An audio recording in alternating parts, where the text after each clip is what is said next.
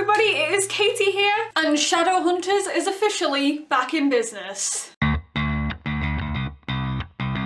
So originally I did intend to do reaction videos to the promos because they released a couple of promos and I was going to film a video, but then they kept releasing more promos and then more promos and then I lost track of the promos and I never actually filmed the video, and then it got to the point where I wanted to stop watching the promos because I just wanted to see the episode. So yeah, I decided to wait until episode 1 aired and just talk about the episode as a whole. So here I am. Let's discuss episode 1, shall we? So finally, our first ever hiatus is over. We survived. Episode 1 has aired. It kind of killed me a little having to wait until the next day to watch it on Netflix. I had to stay away from Tumblr and Instagram and Twitter and the internet in general because, yeah, I probably would have seen something spoilery and I didn't want to do that. But I was a little bit disappointed that I couldn't join in with the live tweeting because there was a little hashtag with an emoji. We got a Shadowhunters emoji, a little angelic rune. We've got an emoji, guys. We made it. So I did intend to take notes on episode 1 and then go through the whole episode bit by bit, but then I got too excited and that didn't happen, so I don't have notes. I'm basically just going to talk about what stood out for me. But you know, my videos are always a mess, so you know what to expect by now. So the episode starts with Jace on this boat with Valentine, which is how the first season ended. Suddenly Clary appears.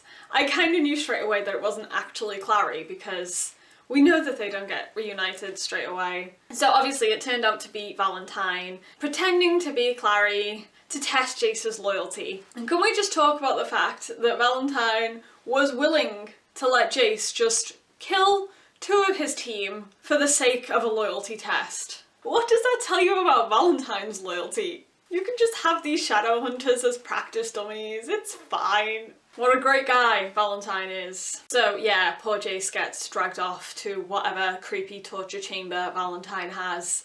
Nice way to start the season. And then we get a new opening sequence. Oh my god, I love the new opening sequence so much. I actually didn't mind the one from season 1. I know a lot of people wanted something a bit more epic, but I didn't mind it. Like, it wasn't a bad opening sequence. But this one, for the second season, so much better. So getting into the actual episode, we have quite a lot of scenes in the Institute. We have Victor Aldertree being introduced. We already saw his initial introduction into the Institute from that clip that they released a while ago. None of us really knew whether we trusted him or not because we don't know anything about him. Even though he shares a name with one of the book characters, he is a completely different character to that one, I think. So we don't really know what to expect from him. I think it's safe to say after that episode that I do not trust him. I don't think he's going to be a nice character at all. I could be proven wrong, and he might turn out to be really charming, who knows?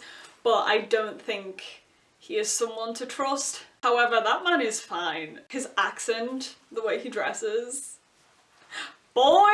What we didn't need was another attractive person on this show. I mean, they're all so pretty and I can't.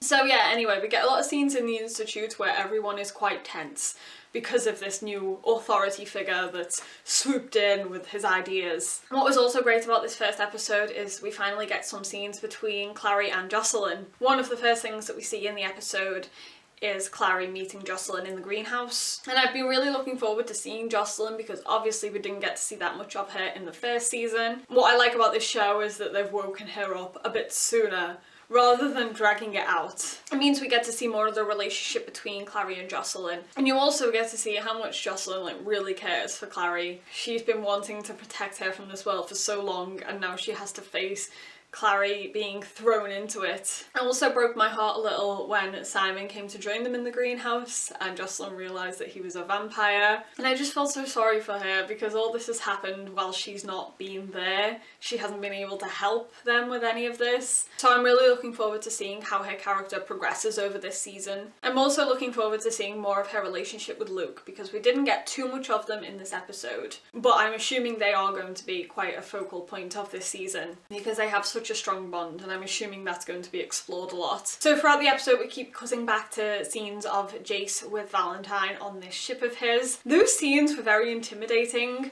In fact, just Valentine in general is intimidating. I really love his character in this show because he is genuinely creepy. You can see how much power he has over others in the way that he acts. And the way that he tries to explain things to Jace as well. As though he's doing him a favour, as though he's doing a good deed all the time. I loved the flashbacks with the demon blood, and I loved the way he tried to explain that to Jace. I'm just really happy with the way they've worked Valentine in this episode. I love the scene where Jace just walks into the kitchen quarters of this boat, and Valentine's cooking a meal. Can we just have a spin-off of Domestic Dad Valentine, please? Cooking with Valentine. So yeah, I'm really happy with the Jason Valentine part of the episode. So let's talk about Malik in this first episode, shall we? You know by now that Malik is my favourite topic. This episode gave us some great Malik content. We had some angst, understandably. We were expecting a little bit of angst anyway. Poor Alec is not in a great place in this episode. He's very stressed out. All he wants to do is find Jace. I love how loyal he is to his parabatai in this episode. That scene between him and Maris, we'd already seen little bits of that in clips anyway, but that was such a fantastic scene. I am loving seeing Alec stand up to the people that usually control him, the people that he normally bows down to. He was always the one that followed the rules and played things by the book, but now he's doing things his way, he's standing up for himself, and he's determined to find his parabatai. And this episode was really good in showing their bond.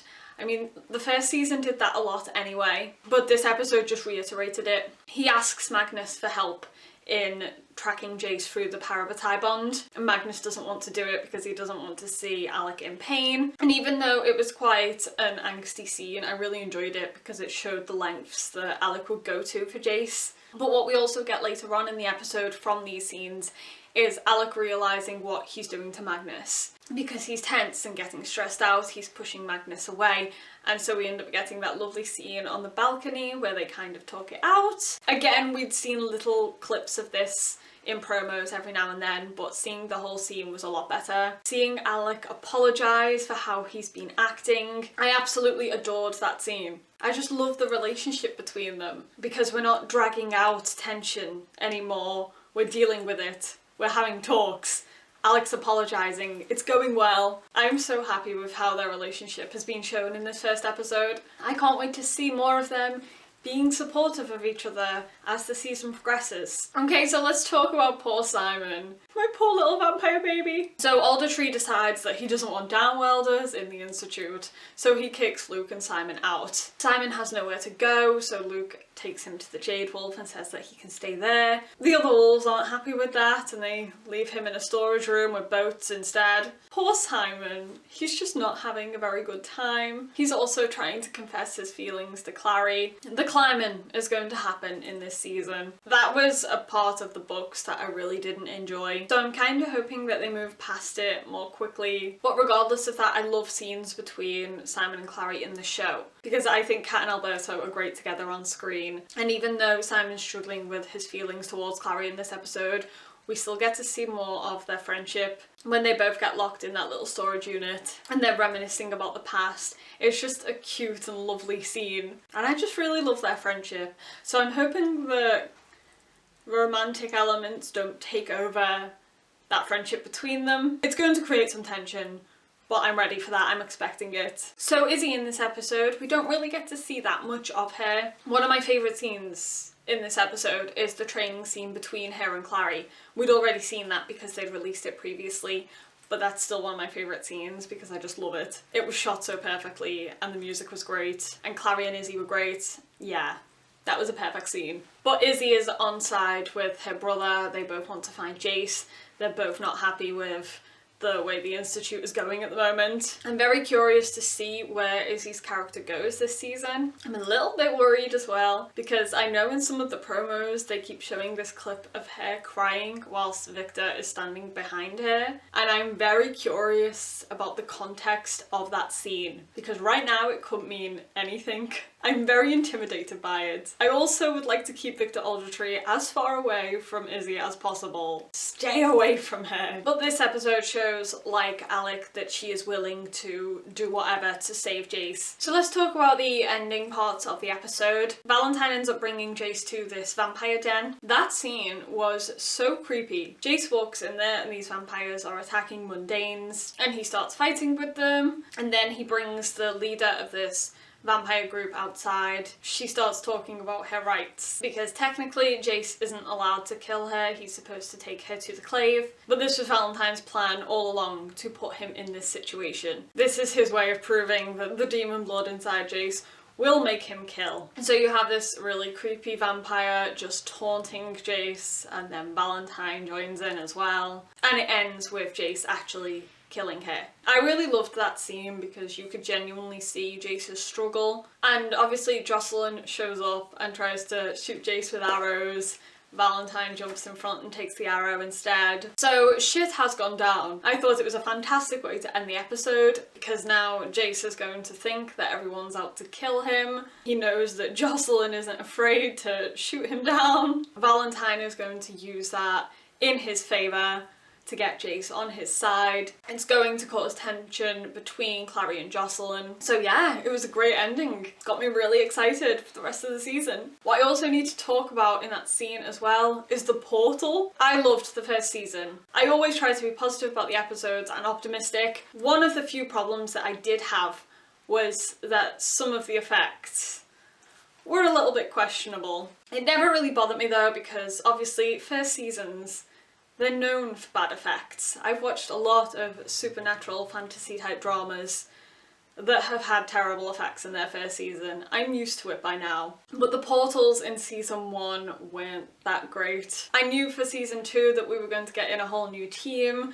for the special effects and stuff, so I was really excited to see what they did with things. And it's paid off completely because that new portal that Valentine and Jace came through, that is a nice portal. So much better than the purple things we had in season 1. It looks a lot more classy. In fact, everything about this episode was just a lot sharper. I thought the fighting scenes were better. I loved the way that it was shot. Also, I love the way that the camera kept moving through force fields and you got that little ripple effect across the screen. I just love the way they've worked all that this episode. I'm so happy that the effects have improved. We have nice portals. Magnus's magic looks so much more believable. It's just so much better. So yeah, that was episode 1. We've been thrown back into the shadow world and I am so excited. So we got a trailer for the rest of the season. We were shown a lot of different clips and we don't know what episodes those clips are from, but it all looks so exciting. I thought that was a great start to this new season. I'm really happy about it and I don't think there was anything that I didn't like.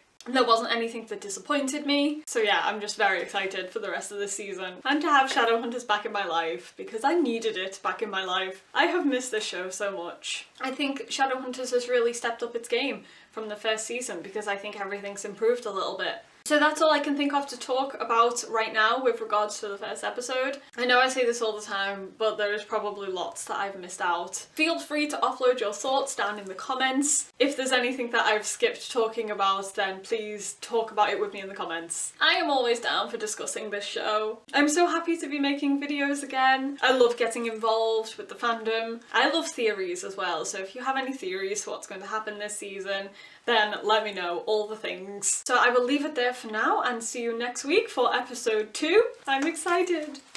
I'm excited. Thank you guys so much for watching. I will see you next time. Bye!